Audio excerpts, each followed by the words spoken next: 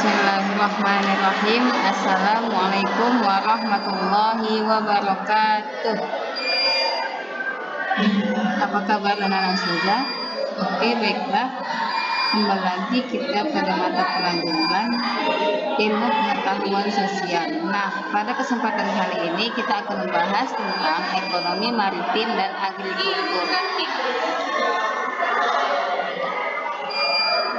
Baiklah, adapun dalil mengenai materi yang akan kita bahas yaitu terdapat dalam Quran surah An-Nisa ayat 29 yang artinya, wahai orang-orang yang beriman, janganlah kamu saling memakan harta sesamamu dengan jalan yang batil, kecuali dalam perdagangan yang berlaku atas dasar suka sama suka di antara kamu, dan janganlah kamu membunuh dirimu. Sungguh Allah Maha Penyayang kepadamu.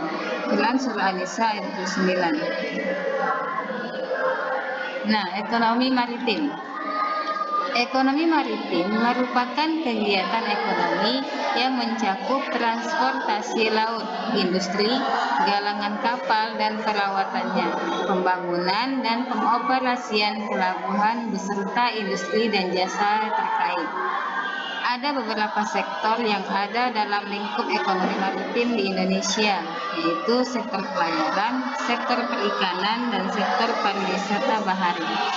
Nah, yang pertama sektor pelayaran. Meskipun Indonesia merupakan salah satu negara kepulauan terbesar, industri pelayaran Indonesia masih memiliki banyak tantangan untuk dihadapi. Kondisi pelayaran di Indonesia belum maksimal dalam meningkatkan perekonomian negara. Selain karena fasilitas kapal angkut yang belum memadai, sistem pelabuhan di Indonesia juga harus terus diperbaiki. Tidak hanya kedua hal tersebut, potensi sumber daya manusia atau SDM di sektor pelayaran juga harus terus ditingkatkan supaya sektor pelayaran bisa terus berkembang dengan baik. Yang kedua, sektor perikanan. Sektor perikanan merupakan salah satu sektor yang cukup berkembang. Kementerian Kelautan dan Perikanan juga sudah mengadakan gerakan makan ikan dengan harapan adanya peningkatan yang konsisten di sektor perikanan dan semakin populernya ikan sebagai bahan makanan di Indonesia. Nah, yang ketiga, sektor pariwisata bahari. Jika pariwisata bahari di Indonesia dapat dimaksimalkan, maka akan menimbulkan banyak dampak positif, seperti terserapnya lapangan pekerjaan, meningkatnya minat investor di bidang pariwisata, dan meningkatkan devisa negara dengan masuknya wisatawan asing. Salah satu contoh pariwisata bahari adalah Raja Ampat di Papua. Akan tetapi, sektor pariwisata bahari juga belum dikembangkan dengan maksimal. Kita lanjut ke ekonomi agrikultur. Ekonomi agrikultur merupakan upaya peningkatan perekonomian dengan memberdayakan sektor pertanian. Agrikultur merupakan kegiatan pemanfaatan sumber daya alam yang dilakukan oleh manusia untuk menghasilkan bahan pangan, bahan baku, industri, sumber energi, atau untuk mengelola lingkungan hidup. Ekonomi agrikultur meliputi budidaya tanaman, bercocok tanam, atau peternakan, dan bisa juga pemanfaatan mikroorganisme dan bioenzim dalam pengolahan produk seperti pembuatan keju dan tempe.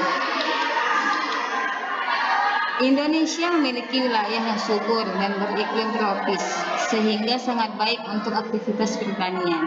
Nah, selain itu, Indonesia juga memiliki tanaman unggul seperti padi, kedelai, kacang tanah, ubi kayu, dan berbagai tanaman lain. Ada beberapa faktor yang mendukung ekonomi agrikultur di Indonesia, yaitu sebagai berikut. 1. Keanekaragaman hayati. Indonesia memiliki keanekaragaman hayati tertinggi di dunia. 10% dari spesies tumbuhan berbunga, 12% dari spesies mamalia, 16% reptil dan amfibi, serta 17% burung di dunia terdapat di Indonesia. Potensi sumber hayati yang berasal dari tumbuhan terdiri dari 400 jenis tanaman penghasil buah, 370 jenis tanaman penghasil sayuran, 70 jenis tanaman berumbi, dan 55 jenis tanaman rempah. Potensi keberagaman hayati ini dapat dimanfaatkan sebagai sumber pangan, sumber pakan, ternak, bahan baku farmasi, bahan baku industri, dan bahan obat-obatan. Nah, yang kedua, lahan pertanian. 40% dari total daratan di Indonesia berpotensi untuk dijadikan lahan pertanian. Nah, selain itu, jumlah luasan dan sebaran hutan, sungai, rawa, dan danau, serta curah hujan cukup tinggi merupakan potensi yang dapat menunjang pertanian. Meskipun demikian, potensi ketersediaan lahan pertanian di Indonesia belum dimanfaatkan secara maksimal. Yang ketiga, tenaga kerja. Nah, saat ini ada 35 juta tenaga kerja di sektor agrikultur. Sayangnya, persebarannya belum merata dengan persebaran lahan, sehingga ada daerah yang kelebihan tenaga kerja dan ada pula yang kekurangan tenaga kerja.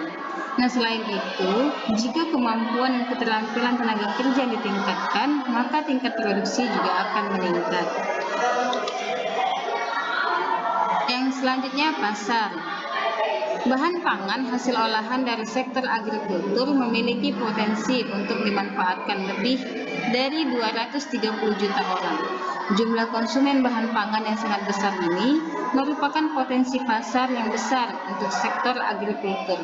Oleh karena itu, bahan pangan hasil olahan tersebut harus terus dikembangkan guna memaksimalkan potensi pasar. Nah, adapun hambatan pengembangan agrikultur di Indonesia. Apa saja itu? Yang pertama, skala usaha pertanian pada umumnya relatif kecil. Yang kedua, modal terbatas. Yang ketiga, penggunaan teknologi masih sederhana. Yang keempat, sangat dipengaruhi musim. Yang kelima, pada umumnya berusaha dengan tenaga kerja keluarga. Yang selanjutnya, akses terhadap kredit, teknologi, dan pasar rendah. Yang selanjutnya, pasar hasil pertanian sebagian besar dikuasai oleh pedagang-pedagang besar, sehingga akan merugikan petani. Yang selanjutnya, alih fungsi lahan pertanian menjadi lahan non-pertanian. Yang selanjutnya yaitu kurangnya penyediaan benih yang bermutu bagi petani. Nah, itulah hambatannya. Yang selanjutnya ada strategi pengembangan agrikultur di Indonesia. Beberapa strategi yang dapat dilakukan pemerintah dalam mengembangkan agrikultur di Indonesia antara lain: 1. Ekofarma, yang kedua distribusi pupuk secara merata, dan yang ketiga perbaikan irigasi. Oke, kita bahas satu-satu. Yang pertama, ekofarming. Strategi ekofarming merupakan peningkatan sistem budidaya di sektor pertanian yang ramah lingkungan dan terintegrasi dengan kearifan lokal di setiap daerah di Indonesia.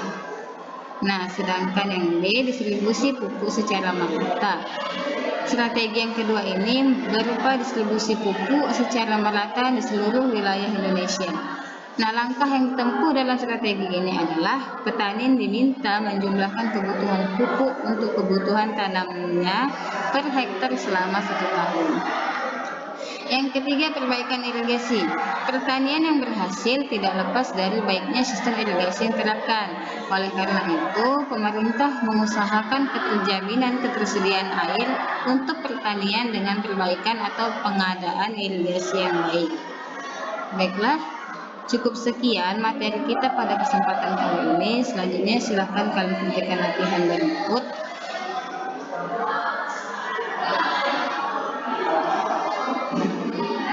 Kita tutup dengan lafaz hamdalah. Alhamdulillahirabbil alamin. Thank you. Wassalamualaikum warahmatullahi wabarakatuh.